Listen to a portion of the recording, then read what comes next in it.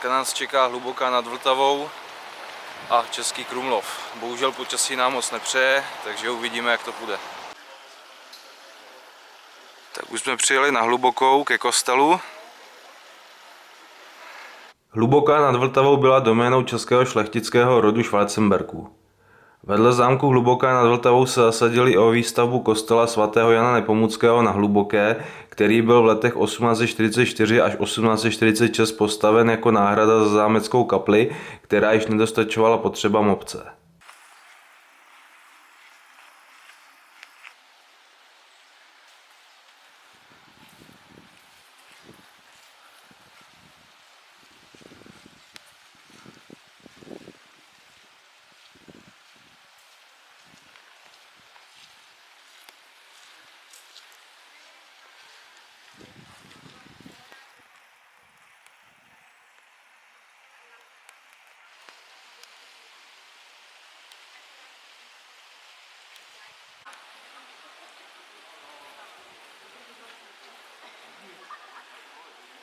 Zámek Hluboká nad Vltavou.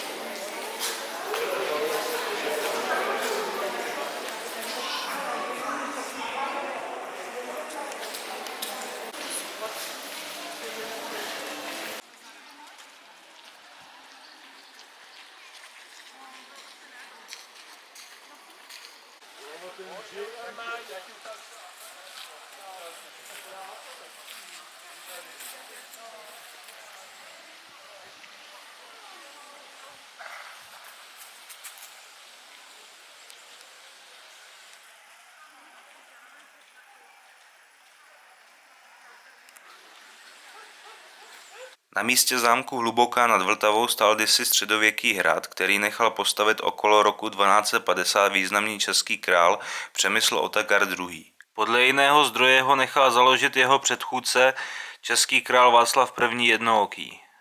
Učinil tak, aby posílil svoji moc v jižních Čechách. Hrad dostal německé jméno, což bylo tehdy módní Frauenburg, tedy panský hrad. Později se název změnil na Frauenburg. Český název Hluboká pravděpodobně vznikl na základě hlubokých lesů, které se tehdy okolo hradu rozkládaly.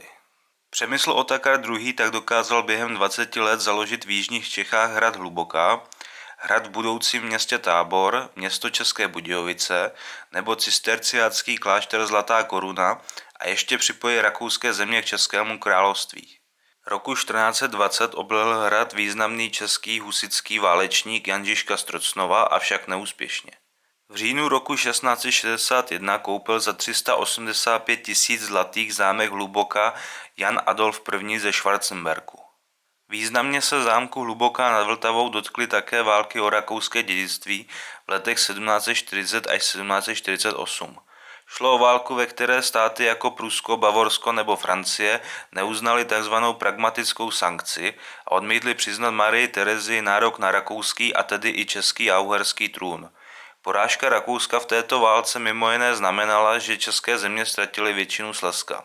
V listopadu roku 1741 obsadilo zámek francouzské vojsko, zatímco v okolních vesnicích se utábořili rakouští vojáci vedení Jiřím Kristiánem Lobkovicem. V květnu následujícího roku vydal kníže Lobkovic rozkaz o ostřelování zámku. Pavel Juřík ve své knize napsal: z této doby se tradovala příhoda o dělostřeleckém granátu, který spadl do zámeckého příkopu mezi dva medvědy.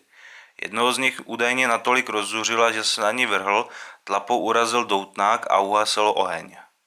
Obleženým Francouzům nakonec přišlo na pomoc další francouzské vojsko z Písku.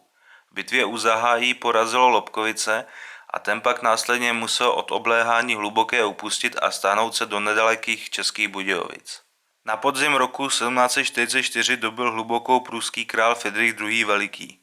Nicméně za 3 týdny jeho pruská vojska vyhnal známý rakouský vojevůdce baron Trenck se svými pandury. Zásadní zlom v historii zámku Hluboká nastal v 19. století.